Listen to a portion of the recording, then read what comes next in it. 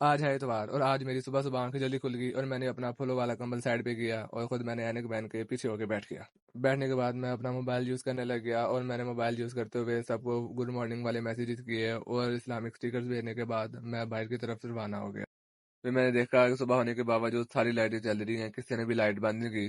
پھر میں گیا اور میں نے ساری لائٹیں بند کر دی اور سب کو اٹھانے چلا گیا۔ پھر میں جب کمرے میں داخل ہوا تو مجھے کچھ نظر نہ آیا۔ پھر میں نے لائٹ چلائی اور میں دیکھا سارے کم بخت سو رہے تھے، وہ بھی پھولوں والے کمبل لے کے۔ پھر میں نے ان سے ان کا پھولوں والا کمبل چھین کے ان کی نیند خراب کی اور ان سب کو اٹھا کے بٹھا دیا۔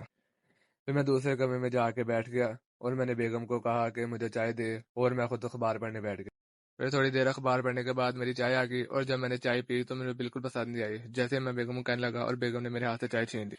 اتنا سب سننے کے بعد میری ہی گھبراہٹ ہو گئی اور میں اٹھا اور کچن کی طرف چل پڑا۔ پھر کچن کی طرف جانے کے بعد مجھے یاد آیا مجھے تو چائے بنانی نہیں آتی، اور پھر میں چپ کر کے کچن کے اندر جانے کی بجائے نیچے گھر سے باہر چلا گیا۔ باہر مجھے پھل فروٹ والی ریڑھی ملی، وہاں سے میں نے فروٹ لیے اور میں گھر کو آ گیا کچھ فروٹ لے کے اور میں نے لا کے کچن میں رکھ دی۔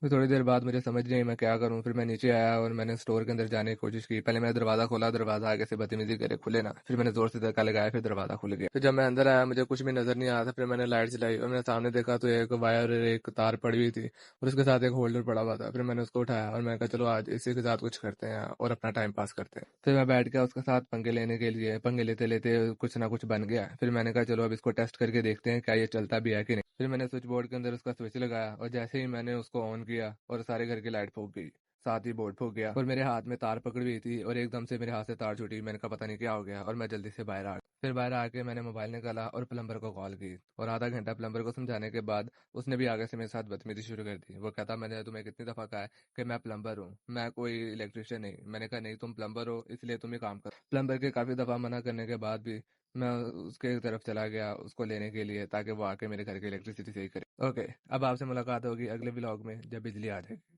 Stay tune.